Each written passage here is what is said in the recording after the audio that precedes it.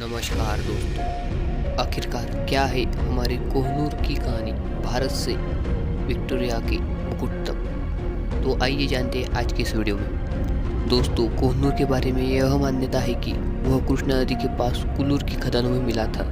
यह खदान आज के आंध्र प्रदेश में स्थित है। 1850 में इसके बारे में चर्चा करते हुए ईस्ट इंडिया कंपनी के डायरेक्टर ने यह नोट किया कि लोग मानते थे कि यह हीरा कोई 5000 वर्ष पहले महाभारत काल में मिला था। शायद यही उस कथा में चर्चित मुनि था। इस हीरे का वजन 793 कैरेट बताया जाता था।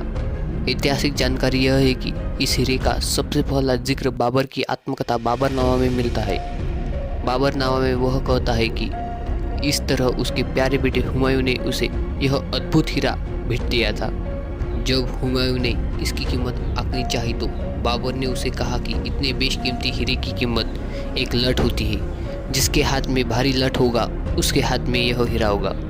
बाबर लिखता है कि पानीपत की लड़ाई में सुल्तान इब्राहिम लोदी को हराकर आगरा किले की सारी दौलत हुमायूं ने अपने कब्जे में ले ली। यहाँ हुमायूं को ग्वालियर के राजा ने एक बेश बड़ा हीरा दिया।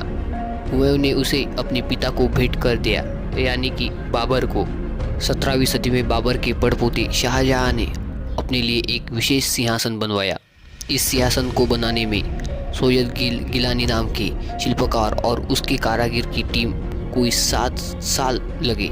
इस सिंहासन में कई किलो सोना मढ़ा गया है। इसे अनेकानेक जहारों से सजाया गया है। इस सिंहासन का नाम रखा गया तख्त-ए-मरसूसा। बाद में यह मयूर सिंहासन के नाम से जाने जाने लगा। बाबर के हीरे को भी इसमें मढ़ दिया गया। दुनिया भर के जोहरी इस सिंहासन को देखने आते थे।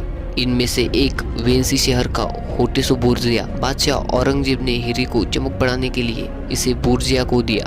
बोर्जिया ने उसने इस हीरे के टुकड़े टुकड़े कर दिए। यह 793 कैरेट की जगह महज 186 कैरेट का रह गया। औरंगजेब ने बोर्जिया से 10,000 रुपये जुर्माना लिया। फिर 1739 में फारस के शाह नादिर ने दिल्ली पर कब्जा कर लिया। नादिर शाह की सिपाही पूरी दिल्ली में कत्ल आम कर रहे थे। इस कत्ले आम को रोकने के लिए वजह में मुगल सुल्तान मोहम्मद शाह ने उसे मुगल तोशखाने से कई 2,50,000 जवाहरात दिए। उनमें से एक यह हीरा भी था। कहा जाता है कि नादिर शाह ने इसे नाम दिया था कोहिनूर, यानी रोशनी का पर्वत। नादिर शाह की हत्या के बाद कोहिनूर अहमद शाह दुर्रानी के पास कब्जे में गया।